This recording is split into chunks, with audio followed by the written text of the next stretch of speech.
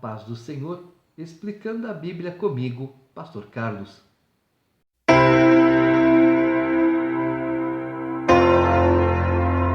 Isaías capítulo 33. Ai de ti, destruidor, que não foste destruído, que procedes perfidamente e não foste tratado com perfídia. Acabando tu de destruir, serás destruído. Acabando de tratar perfidamente, serás tratado com perfídia. Senhor, tem misericórdia de nós. Em ti temos esperado.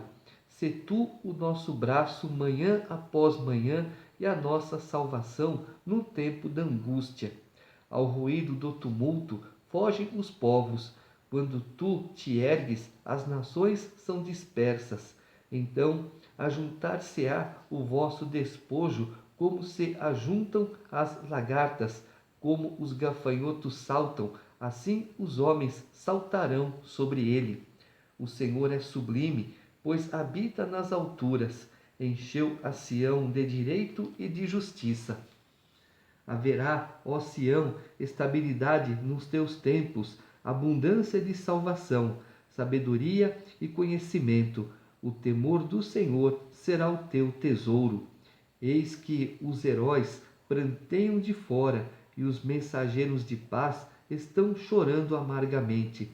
As estradas estão desoladas, cessam os que passam por elas, rompem-se as alianças, as cidades são desprezadas, já não se faz caso do homem. A terra geme e desfalece, o Líbano se envergonha e se murcha. Saron se torna como um deserto, Bazã e Carmelo são despidos de suas folhas. Agora me levantarei, diz o Senhor, levantar-me-ei a mim mesmo, agora serei exaltado. Concebestes palha, dareis à luz restolho. O vosso bufo enfurecido é fogo que vos há de devorar. Os povos serão queimados como se queima a cal, como espinhos cortados arderão no fogo. Ouve vós, os que estáis longe, o que tenho feito, e vós, os que estáis perto, reconhecei o meu poder. Os pecadores em Sião se assombram, o tremor se apodera dos ímpios, e eles perguntam: quem dentre nós habitará com o fogo devorador? Quem dentre nós habitará com chamas eternas? O que anda em justiça e fala o que é reto, o que despreza o ganho de opressão, o que com um gesto de mãos recusa aceitar suborno, o que tapa os ouvidos para não ouvir falar de homicídios e fecha os olhos para não ver o mal. Este habitará nas alturas. As fortalezas das rochas serão o seu alto refúgio. O seu pão lhe será dado, as suas águas serão certas. Os teus olhos verão o rei na sua formosura, verão a terra que se estende até longe. O teu coração se recordará dos terrores, dizendo: onde está aquele que registrou? Onde o que pesou o tributo? Onde o que contou as torres? Já não verás aquele povo atrevido, povo que fala obscura, que não se pode entender e de língua bárbara e ininteligível. Olha para Sião, a cidade das nossas solenidades. Os teus olhos verão a Jerusalém, habitação tranquila, tenda que não será removida, cujas estacas nunca serão arrancadas, nem rebentada nenhuma das suas cordas. Mas o Senhor ali nos será grandioso, fará as vezes de rios e correntes largas. Barco nenhum de remo passará por eles, navio grande por eles não navegará, porque o Senhor é o nosso juiz, o Senhor é o nosso legislador, o Senhor é o nosso rei, ele nos salvará. Agora as tuas enxárcidas estão frouxas, não podem ter firme o mastro, nem estender a vela. Então se repartirá a presa de abundantes despojos, até os coxos participarão dela. Nenhum morador de Jerusalém dirá: estou doente, porque ao povo que habita nela perdoar-se-lhe-á a sua iniquidade. Aqui Deus está falando de um tempo de cativeiro, mas também é um tempo de perdão. O tempo de perdão é o tempo de correção. Assim, Deus tem dito várias vezes que as pessoas erram. Ele deixou as leis. É para fazer assim e assim. As pessoas não seguem o que Deus manda. Deus manda para o cativeiro. Mas o que acontece? As pessoas, aqueles que oprimem, abusam da autoridade. Então Deus fala, pela terceira ou quarta vez, não abusem da autoridade sobre o meu povo, que deixo para correção nas tuas mãos. Porque eu tiro a mão do meu povo e passo a minha mão para cima de vocês. É mais ou menos isso, tá? Deus já falou várias vezes aqui, eu mando o meu povo para correção, mas não abusa da autoridade, porque eu me volto contra os opressores. Capítulo 34. Chegai-vos, nações, para ouvir, e vós, povos, escutai. Ouça a terra e a sua plenitude, o mundo e tudo quanto produz. Porque a indignação do Senhor está contra todas as nações, e o seu furor contra todo o exército delas. Ele as destinou para a destruição e as entregou à matança. Observa o tempo do verbo. Está, entregou, é presente. Os seus mortos serão lançados fora, dos seus cadáveres subirá o mau cheiro, e do sangue deles os montes se inundarão. Todo o exército dos céus se dissolverá, e os céus se enrolarão como um pergaminho. Todo o seu exército cairá, como cai a folha da vide e a folha da figueira. Esta parte também é apocalíptica. Está falando da queda das potestades que estão no ar, atormentando, atrapalhando a vida de todos aqueles que querem seguir a Deus. Aliás, impedindo que as pessoas reconheçam e aceitem Deus como único e verdadeiro. Porque a minha espada se embriagou nos céus, eis que, para exercer juízo, desce sobre Edom e sobre o povo que destinei para a destruição. A espada do Senhor está cheia de sangue, engrossa da gordura e do sangue de cordeiros e de bodes, da gordura dos rins de carneiros, porque o Senhor tem sacrifício em Bosra e grande matança na terra de Edom. Os bois selvagens cairão com eles, e os novilhos com os touros. A sua terra se embriagará de sangue, e o seu pó se tornará fértil com a gordura. Porque será o dia da vingança do Senhor, ano de retribuições pela causa de Sião. Os ribeiros de Edom se transformarão em piche, e o seu pó em enxofre. A sua terra se tornará em piche ardente. Nem de noite nem de dia se apagará, subirá para sempre a sua fumaça, de geração em geração será assolada, e para todo sempre ninguém passará por ela. Mas o pelicano e o ouriço a possuirão, o bufo e o corvo habitarão nela. Estender-se-á sobre ela o cordel de destruição e o prumo de ruína. Já não haverá nobres para proclamarem o rei, os seus príncipes já não existem. Esta palavra existem, agora ele não é porque Deus, ele não vive no passado, ele sabe do futuro. Então, quando ele fala não existem, mas eu estou vendo, como que eu vejo e Deus fala que não existe? É porque nós não estamos no momento de Deus. Deus ele está no passado, Deus está no presente e Deus está no futuro. Por isso, quando ele fala não existe, não é pelo tempo, pelo momento de Deus. Nos seus palácios crescerão espinhos e urtigas e cardos nas suas fortalezas. Será uma habitação de chacais e morada de avestruzes. As feras do deserto se encontrarão com as hienas, e os sátiros clamarão uns para os outros. Fantasmas ali possuirão e acharão para si lugar de repouso. Aninhar-se-á ali a coruja, e porá os seus ovos e os chocará, e na sombra abrigará os seus filhotes. Também ali os abutres se ajuntarão um com o outro. Buscai no livro do Senhor e lede: nenhuma destas criaturas falhará, nenhuma nem outra faltará, porque a boca do Senhor o ordenou, e o seu espírito mesmo as ajuntará. Porque ele lançou as sortes a favor delas, e a sua mão lhes repartiu a terra com o cordel, para sempre a possuirão, através de gerações habitarão nela. Amém? Ele está falando aqui do quê? Da indignação de Deus contra as nações. Você pensa que Deus não está indignado com as nossas atitudes, com os nossos pensamentos, com as nossas ações, com o nosso palavreado de hoje? Mas não é o momento dele derramar sobre nós os juízos.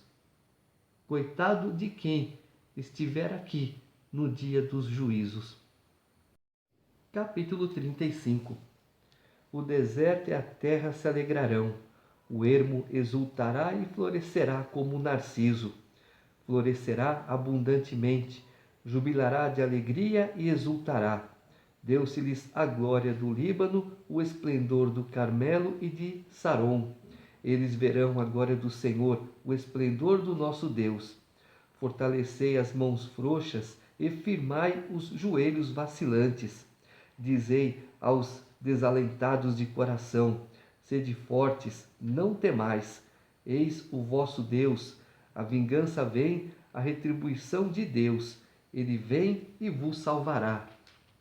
Então se abrirão os olhos dos cegos e se desimpedirão os ouvidos dos surdos. Os coxos saltarão como servos, e a língua dos mudos cantará. Pois águas arrebentarão no deserto e ribeiros no ermo.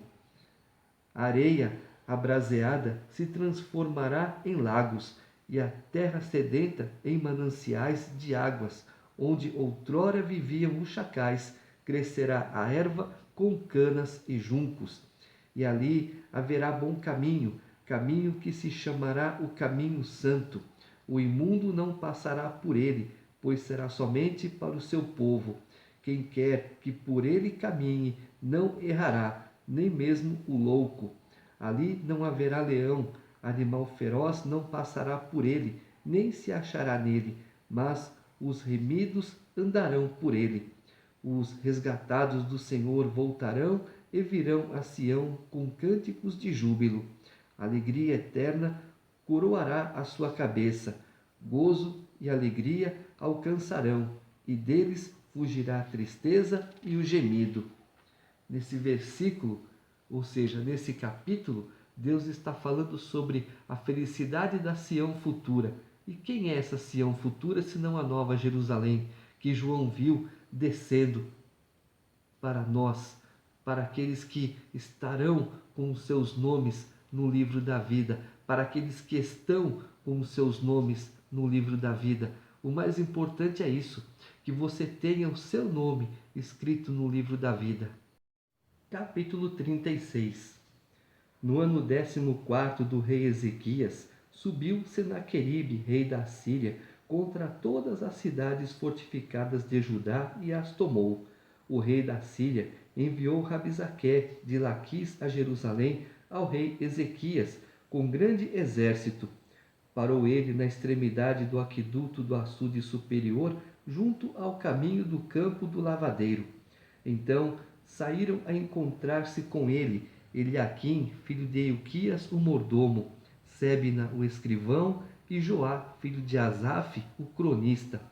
Rabizaque lhes disse: dizei a Ezequias: assim diz o sumo rei, o rei da Síria, que confiança é essa em que te estribas?